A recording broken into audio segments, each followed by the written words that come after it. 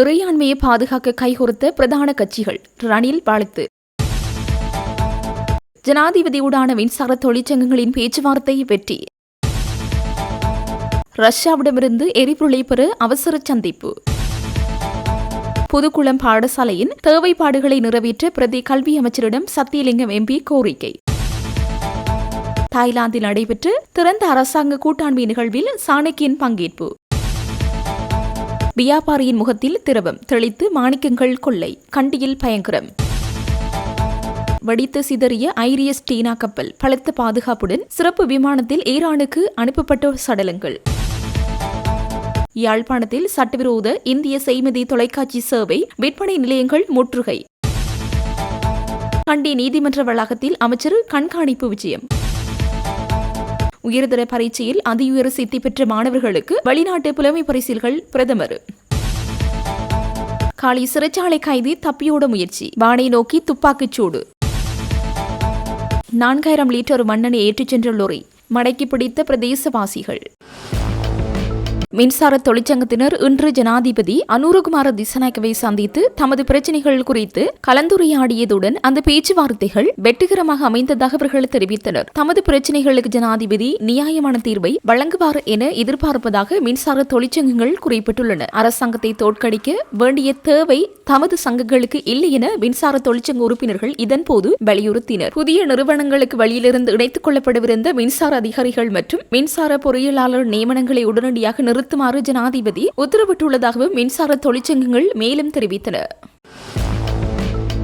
நாட்டின் ஜனநாயகம், சட்டத்தின் ஆட்சி மற்றும் மக்களின் இறையாண்மையை பாதுகாப்பதை நோக்கமாக கொண்டு நாட்டின் பிரதான அரசியல் கட்சிகள் ஒன்றிணைந்து புதிய கூட்டு வேலை திட்டம் ஒன்றை ஆரம்பித்துள்ளன. ஐக்கிய தேசிய கட்சி, ஐக்கிய மக்கள் சக்தி, ஸ்ரீலங்கா பொதுஜன பெரமுன பிவித்ரஹேல உரிமைய, ஐக்கிய ஜனநாயக முன்னணி மற்றும் ஸ்ரீலங்கா சுதந்திர கட்சி உள்ளிட்ட பல்வேறு பிரதான கட்சிகள் இதன்போது வேலை திட்டத்தில் கைகோர்த்துள்ளன. இதுகுறித்து தெளிவுபடுத்துவதற்கான விசேட ஊடகவியலாளர் மாநாடு நேற்று முன்தினம் கொழும்பில் உள்ள அமாரி ஹோட்டலில் முன்னாள் அமைச்சர் பேராசிரியர் ஜிஎல் பீரிஸ் தலைமையில் நடைபெற்றது. இந்த மாநாட்டில் ஸ்ரீலங்கா சுதந்திர கட்சியின் சார்பில் நிமல் ஸ்ரீபாலடி சில்வா, துமிந்த திசாநாயக்க, மஹிந்த அமரவீர ஆகியோரும், ஸ்ரீலங்கா பொதுஜன பிரமுன கட்சி சார்பில் சஞ்சீவ் எதிரிமானவும் கலந்து கொண்டனர். அத்துடன் பிவித்ரஹேல உரிமைய தலைவர் உதய கமன்பில, ஐக்கிய ஜனநாயக முன்னணியின் தலைவர் சம்பிக்க ரணவக்க, நாடாளுமன்ற உறுப்பினர் தயாசிரி ஜெயசர் ஆகியோர் பங்கேற்றனர். ஐக்கிய தேசிய கட்சியின் சார்பில் அதன் தவிசாளர் வஜிர அபிவர்த்தன, பொதுச் செயலாளர் தலதா அத்துஹொரள மற்றும் அகிலவிராஜ் காரியவசம் நவீன் திசாநாயக் ஆகியோரும், ஐக்கிய மக்கள் கூட்டணியின் சார்பில் மனோ கணேசன், வேலுசாமி ராதாகிருஷ்ணன் மற்றும் முன்னாள் அமைச்சர் அனுர பிரியதர்ஷன யாப்பா உள்ளிட்ட சிரேஷ்ட தலைவர்கள் பலரும் கலந்து கொண்டனர். கூட்ட எதிர்க்கட்சிகளின் போது இந்த பொது வேலை திட்டத்திற்கு முன்னாள் ஜனாதிபதி ரணில் விக்ரமசிங்க தனது வாழ்த்துக்களை தெரிவித்துள்ளார். அவர் விடுத்துள்ள செய்தியில், ஜனநாயக மற்றும் சட்டத்தின் ஆட்சி அச்சுறுத்தலுக்குள்ளாகியுள்ள தருணத்தில் அனைத்து தரப்பினரும் ஒன்றிணைவது பாராட்டத்தக்கது. ஐக்கிய தேசிய கட்சி இந்த செயற்பாட்டின் பங்காளியாக தொடரும். சவால்களை வெல்ல ஒன்றிணைவதை தவிர வேறு வழியில்லை என்று குறிப்பிட்டுள்ளார். தமிழ் முற்போக்கு கூட்டணியின் தலைவர் மனோகணேசன் உரையாற்றுகையில், ஐக்கிய மக்கள் சக்தியின் தலைவர் சஜித் பிரேமதாசவுடன் இதுகுறித்து கலந்துரையாடினேன். தற்போது ஐக்கிய தேசிய கட்சியுடனான பேச்சுக்கள் ஒரு இணக்கப்பாட்டை எட்டிய பின்னர் அவரும் எம்முடன் இந்த பொது மேடையில் இணைந்து கொள்வார் என தெரிவித்தார். பேராசிரியர் ஜிஎல் பீரிஸ் உரையாற்றுகையில், இந்த கூட்டு வேலை திட்டத்திற்கான கொள்கை ரீதியான கட்டமைப்பு தயாரிப்பு பணிகள் இறுதிக்கட்டத்தை எட்டியுள்ளன. வெகுவிரைவில் அந்த ஆவணத்தை சகல கட்சி தலைவர்களினதும் கையொப்பத்துடன் நாட்டுக்கு வெளிப்படுத்துவோம். அரசியல் கட்சிகள் மட்டுமின்றி சிவில் அமைப்புகளும் எம்முடன் கைகோர்த்துள்ளன என்றார்.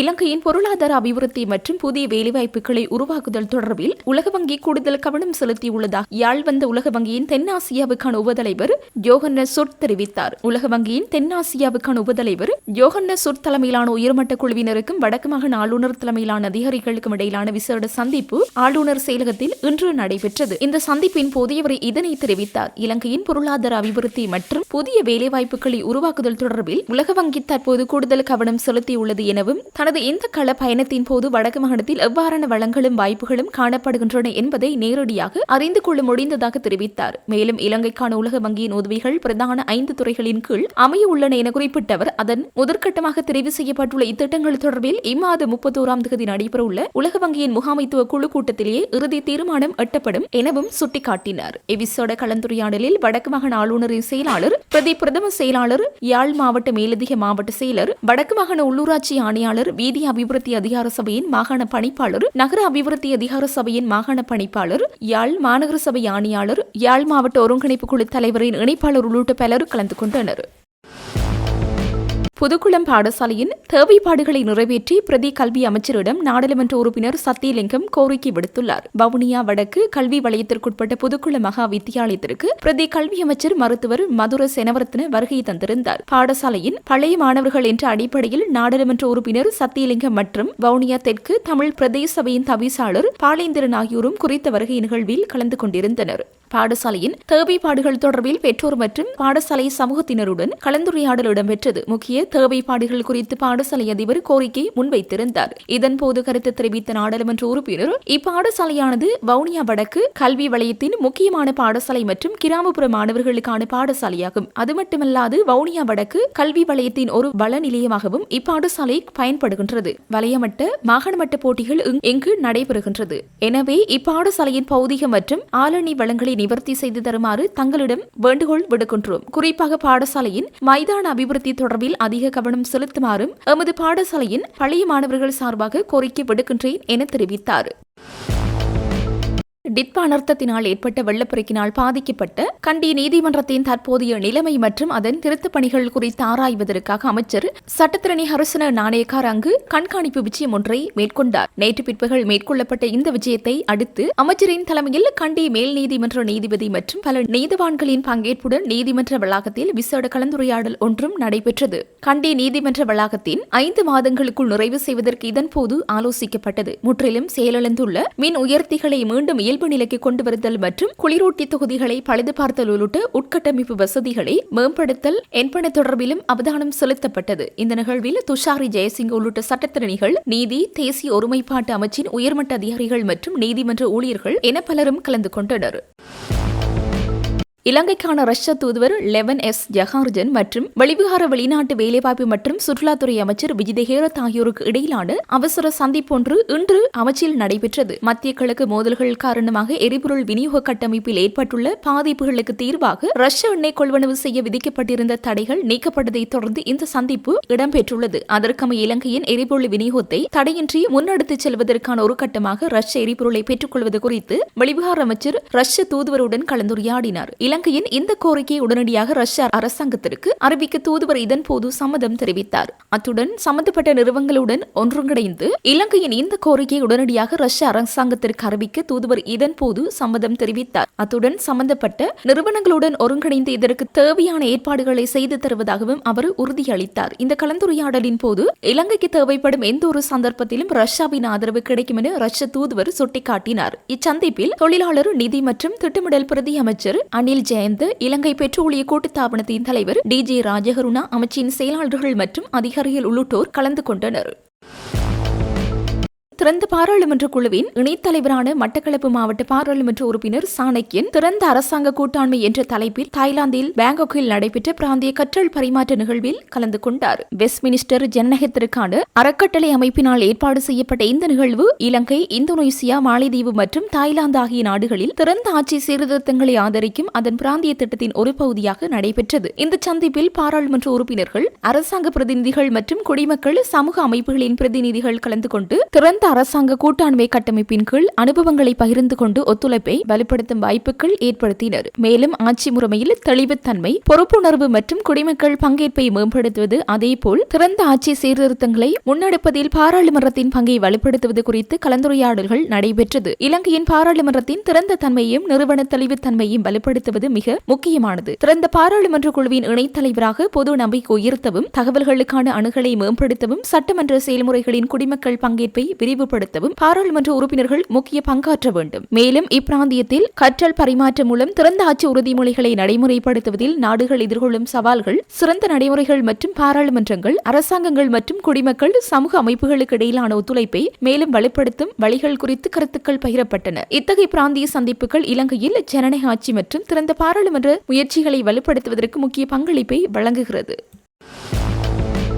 இலங்கையின் திறந்த பாராளுமன்ற குழுவின் இணைத்தலைவரான மட்டக்களப்பு மாவட்ட பாராளுமன்ற உறுப்பினர் சாணக்கியன் தாய்லாந்து பாராளுமன்றத்தை நேரில் சென்று பார்வையிட்டார். திறந்த அரசாங்க கூட்டாண்மை என்ற தலைப்பில் தாய்லாந்தின் பேங்காக்கில் நடைபெற்ற பிராந்திய கற்றல் பரிமாற்ற நிகழ்வில் கலந்து கொள்வதற்காக சென்ற போதே அவர் அந்நாட்டின் பாராளுமன்றத்தையும் பார்வையிட சென்றிருந்தார். இதன்போது உள்ளடக்கமான ஆட்சி மற்றும் ஜனநாயக பங்கேற்பை வலுப்படுத்துவது தொடர்பாக தாய்லாந்து சட்டமன்ற உறுப்பினர்கள் முதலானோருடன் கலந்துரையாடினர். தாய்லாந்தின் பேங்காக்கில் inclusion champions network study visit நிகழ்வு மார்ச் 10 முதல் 14 வரை நடைபெறுகின்றது. இந்த நிகழ்வின் ஒரு பகுதியாக தாய்லாந்து பாராளுமன்றத்தையும் பார்வையிட்ட சாணக்கியன் அதனைத் தொடர்ந்து செனட்டர் போன்சை விட்டியாலேட்பனையும் சந்தித்தார். பாராளுமன்ற உறுப்பினர்கள் குடியுரிமை அமைப்புகள் மற்றும் பாலின சமத்துவம் மற்றும் சமூக உட்சேர்க்கை தொடர்பாக செயற்பட்டு வரும் சர்வதேச கூட்டாளருடன் கருத்து பரிமாற்றங்கள் நடைபெற்றன. இது தொடர்பாக ஊடகங்களுக்கு தெரிவித்த சாணக்கியன் இந்த சந்திப்புகள் மூலம் திறந்த மற்றும் பொறுப்புணர்வு கொண்ட பாராளுமன்றத்தின் நடைமுறைகளை முன்னேற்றுவதில் இலங்கையின் அனுபவங்களை பகிர்ந்து கொள்ளும் வாய்ப்பு கிடைத்துள்ளது. இதனூடாக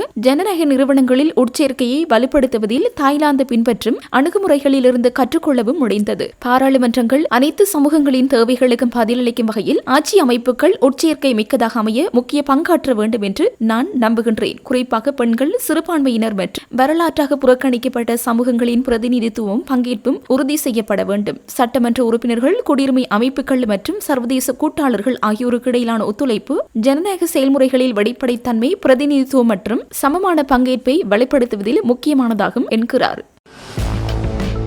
நாட்டை கட்டியெழுப்புவதாயின் கல்விக்கான முதலீடுகளை ஊக்குவித்து சிறந்த மனித வளத்தை உருவாக்க வேண்டும் என்பதே அரசாங்கத்தின் திடமான நம்பிக்கையாகும் எனவும் இந்த புலமை பரிசில் திட்டமானது நாட்டின் எதிர்கால பாதையை தீர்மானிக்கும் ஒரு மைல்கல்லாகும் எனவும் பிரதமர் தெரிவித்தார். 2024 ஆண்டு கல்வி பொதுத்தராதர உயர்தர பரீட்சையில் அதியுயர சித்தி பெற்ற மாணவர்களுக்கு உலகின் முன்னணி பல்கலைக்கழகங்களில் இளமானி பட்டப்படிப்பை மேற்கொள்வதற்கான வாய்ப்பை வழங்கும் புலமை பரிசில் திட்டத்தின் ஆரம்ப விழாவில் கலந்து கொண்டு உரையாற்றும் போதே பிரதமர் இவ்வாறு குறிப்பிட்டார். இந்த நிகழ்வு 12 அன்று இஸ்ரூபாவில் உள்ள கல்வி அமைச்சு வளாகத்தில் நடைபெற்றது. இச்செயல் திட்டத்திற்காக 4001 மில்லியன் ரூபாய் முதலீடு செய்ய எதிர்பார்க்கப்படுகிறது. 2025 முதல் 2033 வரையான காலப்பகுதிக்குள் மொத்தம் 200 மாணவர்களுக்கு புலமை பரிசில்களை வழங்க திட்டமிடப்பட்டுள்ளது. இதன் முதற்கட்டமாக 2026 தொடக்கம் 2026 கல்வி ஆண்டிற்காக 32 மாணவர்கள் ஏற்கனவே தெரிவு செய்யப்பட்டுள்ளனர். அவர்களுள் 9 மாணவர்கள் ஆஸ்திரேலியாவின் சிட்னி, மெல்பர்ன், மொனாஷ் மற்றும் நியூசிலாந்தின் ஆக்லாந்து போன்ற உலகின் தலைசிறந்த பல்கலைக்கழகங்களில்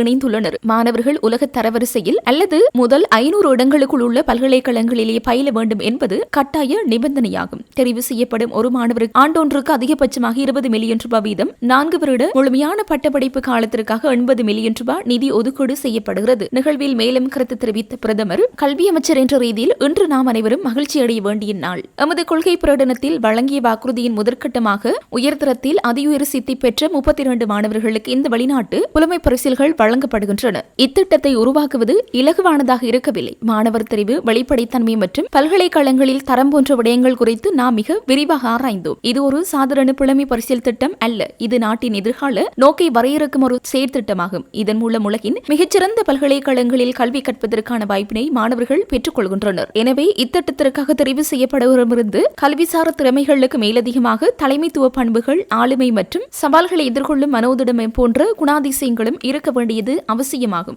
நமது நாட்டை முன்னேற்ற வேண்டுமாயின் நாட்டில் சிறந்த பிரஜைகள் உருவாக வேண்டும். சிங்கப்பூர், சீனா, மலேசியா போன்ற நாடுகள் மனிதவள அபிவிருத்தியில் முதலீடு செய்து முன்னோக்கி சென்றமையினாலேயே இன்று உலகரங்கில் முன்னிலையில் திகழ்கின்றன. அதே பாதையை நாமும் பின்பற்ற வேண்டும். நீங்கள் வெறும் பட்டதாரிகளாக மாத்திரம் திரும்பி வராது, சமூக மாற்றத்தை ஏற்படுத்தக்கூடிய ஒட்டுமொத்த சமூகத்தை மாற்றியமைக்கும் செயற்பாட்டில் ஒரு அங்கமாக திகழ வேண்டும் என்பதே எனது நம்பிக்கையும் எதிர்பார்ப்புமாகும். இது ஒரு நீண்ட கால முதலீடாகும். உங்களின் ஆளுமை மூலம் மற்றொரு மாணவருக்கு உதவுதல், மற்றவர்களை வழிநடத்துதல் போன்ற தலைமைத்துவ பண்புகளை நாங்கள் உங்களிடம் எதிர்பார்க்கின்றோம். காலநிலை மாற்றங்கள், கலாச்சார வேறுபாடுகள், உறவினர்களை பிரிந்திருத்தல் போன்ற சவால்களை எதிர்கொள்ள நேரிட்ட போதிலும் தனது பயணத்தை கைவிடப் போவதில்லை என்ற உறுதிப்பாட்டை நீங்கள் ஏற்படுத்திக் கொள்ள வேண்டும். அத்தகைய அனைத்து சவால்களையும் உங்களது தலைமைத்துவ பண்புகளை வளர்த்துக் கொள்வதற்காக பயன்படுத்திக் கொள்ள வேண்டும். கடினமான அனுபவங்களையும் ஒரு வாய்ப்பாக மாற்றிக்கொள்ள வேண்டும். புதிய கலாச்சாரங்கள், புதிய தொழில்நுட்பங்கள் மற்றும் புதிய விடயங்களை கற்றுக்கொண்டு அவற்றை நமது நாட்டை மீள கட்டியெழுப்ப பயன்படுத்தும் புதிய சிந்தனையாளர்கள் தலைவர்களாக உருவெடுங்கள். இயன்றவரை புதிய அனுபவங்களை பெற்றுக்கொள்ள முயற்சி செய்யுங்கள். தொடர்பாடல் திறன், மற்றவர்களின் உணர்வுகளை மதித்தல், குழுக்களை வழிநடத்துதல் மற்றும் பிறரை புரிந்து கொள்ளுதல் போன்ற ஆற்றல்களை வளர்த்துக் கொள்ளுங்கள். அதன் மூலமே நாம் உங்களிடமிருந்து எதிர்பார்க்கும் அந்த பாரிய தாக்கத்தை இந்த நாட்டிற்கு பெற்றுக்கொள்ள முடியும். உங்களை நாம் ஒருபோதும் தனிமைப்படுத்திவிட மாட்டோம். இந்த ஒரு நெருக்கடியான சூழ்நிலையிலும் உங்களுக்காக தலையிட நாம் தயாராக இருக்கின்றோம். தூதரங்களூடாக அவசியமான ஒருங்கிணைப்பு பணிகளை முன்னெடுக்கவும் நாம் உறுதுணையாக இருப்போம். நாட்டியொரு சமூக மாற்றத்தை நோக்கி இட்டுச் செல்ல வேண்டுமாயின் அது நம் அனைவரினதும் கூட்டு தலையீட்டுடன் மூலமாகவும் ஒருவரையொருவர் பாதுகாப்பதன் மூலமே சாத்தியமாகும். இலங்கை மாத்திரமின்றி முழு உலகமையே மக்கள் நலன் சார்ந்த பாதையில் வழிநடத்தக்கூடிய தலைவர்களை நாம் உருவாக்க வேண்டும் என தெரிவித்தார். உலகில் தற்போது நிலவும் பதற்றமான சூழ்நிலை காரணமாக நாட்டில் அதிகரித்துள்ள எரிபொருள் விலைகளை அரசாங்கம் குறைத்து மக்களுக்கு நிவாரணம் வழங்கும் என வீடமைப்பு, நிர்மாணிப்பு மற்றும் நீர்வளங்கள் பிரதியமைச்சர் டி.பி. சரத் தெரிவித்துள்ளார். இது நிரந்தர விலை உயர்வு அல்ல என்றும் எந்த ஒரு பேரழிவு சூழ்நிலையிலும் மக்களை சிக்கி தவிக்க விடாத மக்கள் அரசாங்கம் தற்போது செயல்பட்டு வருவதாகவும் அவர் வலியுறுத்தினார். அவர் மேலும் தெரிவிக்கையில், எரிபொருள் வரிசைகள் குறித்து தேவையற்ற அச்சத்தை உருவாக்கி மக்கள் பீதியடைய வேண்டாம். இந்த கடினமான சூழ்நிலையை அரசாங்கத்துடன் மிகவும் புத்திசாலித்தனமாகவும் கூட்டாக எதிர்கொள்ள வேண்டும். உலக அரசியல் சூழ்நிலையை பொறுத்து சில பொருட்களின் விலைகள் அதிகரிக்கக்கூடும் என்றாலும் அரசாங்கம் எப்போது மக்களுடன் நின்று நிவாரணம் வழங்க தயாராக உள்ளது. வலுவான தேசிய பொருளாதாரத்தை கட்டியெழுப்புவதன் மூலம் மட்டுமே இதுபோன்ற உலகளாவிய பேரழிவுகளை வெற்றிகரமாக எதிர்கொள்ள முடியும். வெளிநாட்டு இருப்பு மற்றும் கருவூலம் ஏற்கனவே வளமாகி வருகின்றது. அரசாங்கம் பொருளாதார ரீதியாக வலுவடைந்து வருகின்றது என குறிப்பிட்டுள்ளார். யாழ்ப்பாணத்தில் இந்திய செய்தி தொலைக்காட்சி சேவை விநியோக உபகரணங்களை சட்டவிரோதமான முறையில் விற்பனை செய்தல், விற்பனைக்கு பிந்திய சேவைகளுக்கான கட்டணங்களை அறவிடுதல் போன்ற செயற்பாடுகளுக்கு எதிராக காவல்துறையினர் சுற்றிவளைப்பு நடவடிக்கை ஒன்றை நேற்று முன்னெடுத்திருந்ததாக காவல்துறை ஊடகப் பிரிவு தெரிவித்துள்ளது. தொலைத்தொடர்பு ஒழுங்குபடுத்தல் ஆணைக்குழுவின் அறிவுறுத்தலுக்கு அமையவே காவல்துறையினர் இந்த நடவடிக்கையை முன்னெடுத்துள்ளனர். இந்தியாவின் செய்மதி தொலைக்காட்சி சேவைகளை பெற்றுக்கொள்ளும் 4 விற்பனை நிலையங்களும் ஒரு தனியார் வீடும் சோதனைக்குட்படுத்தப்பட்டுள்ளது. இந்தியாவின் செய்மதி தொலைக்காட்சி சேவையை தொலைத்தொடர்புகள் ஒழுங்குபடுத்தல் ஆணைக்குழுவின் அனுமதியின்றி விநியோகித்து வருவதாக கிடைக்கப்பெற்ற தகவலுக்கு அமைய நீதிமன்ற அனுமதியுடனே இந்த சோதனை நடவடிக்கை முன்னெடுக்கப்பட்டுள்ளது. தொலைத்தொடர்புகள் ஒழுங்குபடுத்தல் ஆணைக்குழு அதிகாரிகளின் ஒத்துழைப்புடன் இந்த நடவடிக்கை முன்னெடுக்கப்பட்டுள்ளது. இதன்போது ஒரு விற்பனை நிலையத்திற்குள் இருந்து சட்டவிரோதமான முறையில் விற்பனை செய்யப்படவிருந்த 12 செய்மதி தொலைக்காட்சி உபகரணங்களும் மற்றைய விநியோக நிலையத்திலிருந்து 9 உபகரணங்களும் காவல்துறையினரால் கைப்பற்றப்பட்டுள்ளன. மேலும் வீடொன்றை சோதனைக்குட்படுத்திய போது அந்த வீட்டில் அனுமதியொன்றை செயல்படுத்தப்பட்ட செய்மதி தொலைக்காட்சி ஒளிபரப்பு கட்டுப்பாட்டு அறை தொலைத்தொடர்பு ஒழுங்குபடுத்தல் ஆணைக்குழு அதிகாரிகளினால் முத்திரையிடப்பட்டுள்ளது. சம்பவம் தொடர்பிலான மேலதிக விசாரணைகளை யாழ்ப்பாணம் காவல்துறையினர் முன்னெடுத்து வருகின்றனர். திருகோணமலை தீயணைப்பு பிரிவின் பொறுப்பதிகாரி மற்றும் தீயணைப்பு உதவியாளர் ஆகியோர் லஞ்சம் வாங்கும் போது கைது செய்யப்பட்டுள்ளனர். லஞ்ச ஊழல் ஒழிப்பு ஆணைக்குழுவின் விசாரணை அதிகாரி ஒருவர் இந்த தகவலை வெளியிட்டார். திருகோணமலை பிரதான வீதியில் உள்ள தீயணைப்பு நிலைய அலுவலகத்தில் கடமையாற்றும் உத்தியோகர்கள் குறித்த ஆணைக்குழுவுக்கு கிடைத்த முறைப்பாட்டுக்கு அமைவாக 2 சந்தேக நபர்களும் நேற்று கைது செய்யப்பட்டுள்ளனர். கைது செய்யப்பட்ட 2 சந்தேக நபர்களும் திருகோணமலை தலைமையக போலீஸ் நிலையத்தில் விசாரிக்கப்பட்டு நீதவான் நீதிமன்றத்தில் ஆஜர்படுத்தப்பட உள்ளனர். சம்பவம் தொடர்பான லஞ்ச ஊழல் விசாரணை ஆணைக்குழு அதிகாரிகள் மேலதிக விசாரணைகளை மேற்கொண்டு வருகின்றனர். 20,000 ரூபாவை லஞ்சமாக பெறப்பட்டுள்ளது. காலி சிறைச்சாலையில் தடுப்பு காவலில் வைக்கப்பட்டிருந்த சந்தேக நபர் ஒருவர் நேற்றைய தினம் சிறைச்சாலையிலிருந்து தப்பியோட முயற்சித்த நிலையில் சிறைச்சாலை அதிகாரிகள் சந்தேக நபரை மடக்கி பிடித்துள்ளதாக சிறைச்சாலை ஊடக பிரிவு தெரிவித்துள்ளது. காலி சிறைச்சாலையில் நீதிமன்ற உத்தரவுக்கமைய தடுத்து வைக்கப்பட்டிருந்த சந்தேக நபர் ஒருவர் நேற்று நண்பர்கள் சிறைச்சாலையிலிருந்து தப்பியோட முயன்ற போது சிறைச்சாலை அதிகாரிகளால் தடுத்து நிறுத்தப்பட்டு மீண்டும் கைது செய்யப்பட்டுள்ளார். குடும்ப தகராறு தொடர்பான குற்றச்சாட்டில் பத்தேகம நீதவான் நீதிமன்றத்தினால் குறித்த நபர் விளக்கமறியலில் வைக்கப்பட்டிருந்தார். இவர் அம்பலாங்குடை பகுதியைச் சேர்ந்தவர் எனவும் தெரிய வந்துள்ளது. மேற்படி சந்தேக நபர் சிறைச்சாலையில் உள்ள சந்தேக நபர்கள் பதிவு செய்யும் பிரிவின் கூரை மீது ஏறி பின்னர் பார்வையாளர் சந்திப்பு கட்டடத்தின் கூரை வழியாக ஓடி தப்பியோட முயன்றுள்ளதாக தெரிய வந்துள்ளது. இதன்போது சிறைச்சாலை வளாகத்தில் அமைந்துள்ள பாதுகாப்பு கோபுரத்தில் கடமையில் இருந்த சிறைச்சாலை உத்தியோகத்தர் ஒருவர் வானத்தை நோக்கி துப்பாக்கிச்சூடு நடாத்தி அவரை அச்சுறுத்தியுள்ளார். துப்பாக்கிச் சத்தத்தால் அதிர்ச்சி அடைந்த கைதி சிறைச்சாலையின் பிரதான நுழைவாயிலுக்கு அருகில் இருந்த மணல் குவியலின் மீது குதித்துள்ளதுடன் அக்கடமை விரைந்து செயற்பட்ட சிறைச்சாலை அதிகாரிகள் அவரை பிடித்து சிறை கைதிகள் தங்க வைக்கப்பட்டுள்ள அறையில் தடுத்து வைத்துள்ளதாக காலி சிறைச்சாலை தெரிவித்துள்ளது. கிதில்களை எரிபொருள் நிரப்பு நிலையத்திலிருந்து சுமார் 4000 லிட்டர் மண்ணெண்ணெய் பெற்று ஏற்றிச் செல்ல முயன்ற நபரை பிரதேசவாசிகள் மடக்கி பிடித்துள்ளனர். கிதில்களை எரிபொருள் நிரப்பு நிலையத்திலிருந்து எவ்வித சட்டப்பூர்வ அனுமதி பத்திரமும் இன்றி 4 தாங்கிகளில் ஏற்றிக்கொண்டு கேகாலை நோக்கிச் செல்ல முற்பட்ட போதே லொரியை பிரதேசவாசிகள் மடக்கி பிடித்துள்ளனர். கடந்த 4ஆம் தேதி அதிகாலை வேளையில் எரிபொருள் நிரப்பு நிலையத்தில் சந்தேகத்திற்கிடமான முறையில் லொரியில் மண்ணெண்ணெய் நிரப்பப்படுவதை கண்ட பிரதேசவாசிகள் உடனடியாக செயற்பட்டு லொரியை மடக்கி பிடித்ததுடன் கிதில்களை போலீசாருக்கு தகவல் வழங்கியுள்ளனர். சம்பவ இடத்திற்கு வந்த போலீசார் லொரியுடன் அதன் சாரதி மற்றும் உதவியாளரை கைது செய்தனர். பின்னர் அவர்கள் போலீஸ் பிணையில் விடுவிக்கப்பட்டனர். கண்டியில் உள்ள எல் சேனநாயக்க வீதியில் அமைந்துள்ள மாணிக்கக்கல் பரிசோதனை செய்து சான்றிதழ் வழங்கும் மற்றும் மாணிக்க கற்கள் விற்பனை செய்யும் வர்த்தக நிலையம் ஒன்றில் கொள்ளை சம்பவம் ஒன்று இடம்பெற்றுள்ளது. இன்று காலை சுமார் 10 மணியில் இடம்பெற்ற இச்சம்பவம் தொடர்பில் போலீசார் விசாரணை நடத்தி வருகின்றனர். மாணிக்கக்கல் வாங்குவதாக கூறி ஒருவர் அந்த வர்த்தக நிலையத்திற்குள் நுழைந்துள்ளார். பின்னர் அவர் வர்த்தகரின் முகத்தில் திரவம் ஒன்றை தெளித்ததன் பின்னர் சுமார் 6 லட்சம் ரூபாய் பெறுமதியான மாணிக்கங்கள் அடங்கிய பெட்டியை கொள்ளையடித்து தப்பிச் சென்றுள்ளார். இந்த சம்பவம் தொடர்பில் கண்டி போலீஸ் குற்றப்புலனாய்வு பிரிவு மேலதிக விசாரணைகளை முன்னெடுத்து வருகிறது. இந்த நிலையில் அதிர்ச்சி தரும் கொள்ளை சம்பவம் சிசிடிவி காட்சிகளில் பதிவாகியுள்ளது. இலங்கையின் தெற்கு கடல் எல்லைக்கருகே அமெரிக்க கடற்படையினரால் தாக்கப்பட்ட ஐரிஸ் டீனா கப்பலில் உயிரிழந்த 84 ஈரானிய கடற்றொழிலாளர்களின் உடல்கள் சிறப்பு விமானம் மூலம் ஈரானுக்கு அனுப்பி வைக்கப்பட்டுள்ளன. இதற்கிடையில் உயிருடன் மீட்கப்பட்ட 32 பேரில் 10 பேர் இன்னும் சிகிச்சை பெற்று வருகின்றனர். குளிரூட்டப்பட்ட அறைகளில் வைக்கப்பட்டிருந்த இந்த உடல்கள் தற்போது தாய்நாட்டுக்கு அனுப்பி வைக்கப்பட்டுள்ளன. இவ்வாறு உயிரிழந்தவர்களில் முதலில் 45 உடல்கள் இன்று அதிகாலை 5:30 மணியளவில் போலீஸ் பாதுகாப்புடன் மத்தள விமான நிலையத்திற்கு அனுப்பப்பட்டன. இதனையடுத்து மீதமுள்ள 39 உடல்கள் பிற்பகல் 2 மணியளவில் லோரிகள் மூலம் போலீஸ் பாதுகாப்புடன் மத்தள விமான நிலையத்திற்கு கொண்டு செல்லப்பட்டன.